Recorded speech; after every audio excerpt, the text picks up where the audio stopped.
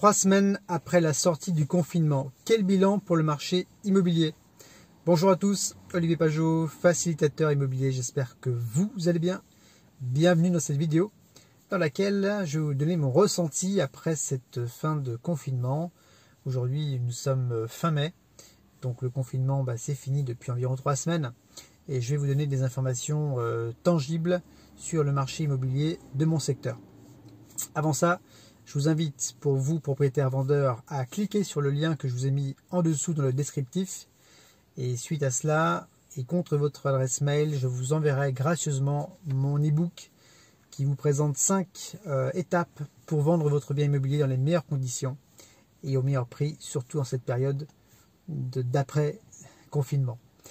Et puis, je vous invite bien sûr à vous abonner à ma chaîne et puis à cliquer sur la clochette de notification pour ne rien louper des prochaines vidéos immobilières.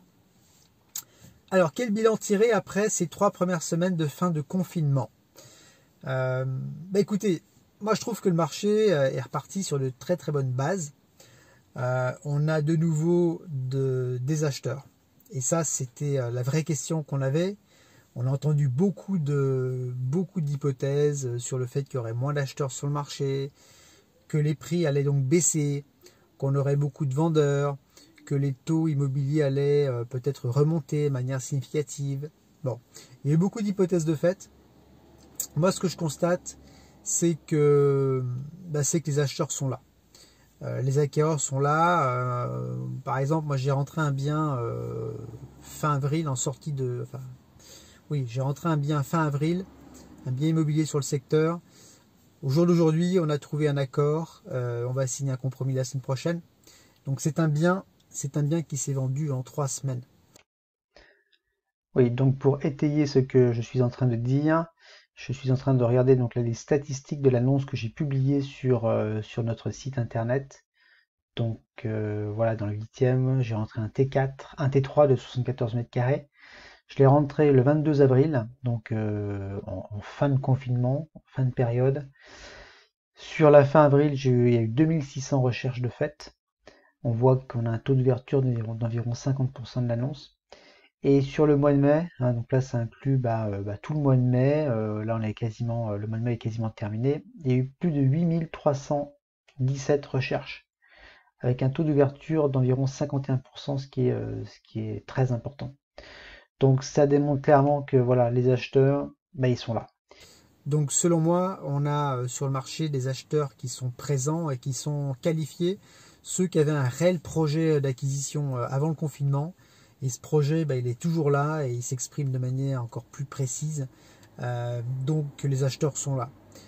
Les vendeurs, ils sont là également. Je constate qu'il y a de plus en plus de biens aujourd'hui sur le marché, des biens à vendre. Et là encore, les vendeurs qui avaient un projet de vente avant le confinement, ce projet il s'exprime aujourd'hui encore plus parce que ces gens-là sont des vrais vendeurs qui ont des projets de déménagement, d'achat de maisons derrière. Donc on a un marché, voilà, on a des acquéreurs, des vendeurs. Vous savez, mais je vous le répète, que ce qui fait le prix d'un bien immobilier, c'est l'équilibre entre l'offre et la demande. Donc si la demande est là, si l'offre est là également, eh bien on a des prix en tout cas qui vont se maintenir et qui à court terme en tout cas ne devraient pas baisser. En tout cas moi je vois pas de signaux à court terme qui indiquent une baisse de prix. Donc voilà un petit peu pour la situation. Alors c'est peut-être moi je suis basé dans le sud de Lyon, au nord de Vénissieux, dans un quartier, dans un secteur qui s'appelle Moulin-à-Vent. Donc je suis en périphérie d'une grande métropole. Cette situation n'est peut-être pas généralisable. Je pense qu'il y a des secteurs où c'est peut-être un peu plus difficile. Je n'en sais rien. Mais en tout cas, dans mon secteur ici, c'est plutôt reparti sur une très très bonne dynamique. Alors, quelques conseils que je donnerai aujourd'hui à des vendeurs, à des acheteurs déjà. Alors, ces acheteurs qui ont des projets d'achat, je leur dirais, écoutez, allez voir votre courtier, allez voir votre banquier. Si vous avez eu des simulations bancaires avant le confinement, ceux-ci ne valent plus grand chose. Il faut vraiment refaire le point avec vos organismes bancaires, puisqu'on a effectivement des conditions bancaires qui se tendent un petit peu. On a eu des taux qui ont un petit peu augmenté. Je pense que les banques seront un petit peu plus exigeantes aujourd'hui, attentives à la situation des futurs acquéreurs. Donc refaites un point avec votre conseiller bancaire, contactez un courtier et puis comme ça vous aurez donc vous connaîtrez votre potentiel d'acquisition et ça c'est important aujourd'hui, quoi. Et une fois que vous connaissez ce budget, bah, j'ai envie de dire allez-y vraiment. Les voyants sont toujours au vert, les taux sont toujours aussi bas. On est en plein printemps, début d'été. Je pense qu'il va y avoir de plus en plus de biens sur le marché aujourd'hui. Donc si vous voulez être propriétaire au mois de septembre, et je pense notamment à vous, les familles hein, qui avez des enfants, et bien c'est maintenant qu'il faut acheter. Il ne faut pas perdre de temps. Et puis pour vous vendeurs, souvent il y a eu pas mal d'interrogations. Qu'est-ce qu'on fait? Est-ce qu'on attend? Est-ce qu'on n'attend pas? Est-ce qu'on vend? Bon, les vendeurs qui ont un projet de vente, pour eux il n'y a pas de souci. Ils sont déjà là. Hein, les biens sont déjà à la vente. Et pour ceux qui hésiteraient encore, je dirais écoutez, bah, n'hésitez pas. Franchement, c'est le moment ou jamais de vendre. Pourquoi? Parce que les acheteurs sont là, sont de retour. Parce que les taux sont toujours aussi bas. Et parce qu'on ne sait pas de quoi l'avenir sera fait.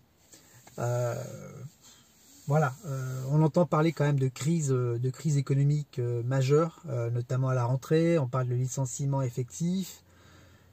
On ne sait pas comment les banques vont se comporter. Est-ce que les taux vont être toujours aussi bas? Est-ce qu'il y aura une augmentation des taux? Voilà, donc franchement, au jour d'aujourd'hui, là, on est fin mai 2020. Les voyants sont quasiment tous au vert. À la fois pour les acheteurs et pour les acquéreurs. Donc pour les acheteurs pardon et les vendeurs. Donc allez-y, franchement positionnez-vous, visitez et puis allez-y, faites des offres d'achat. Voilà pour cette vidéo.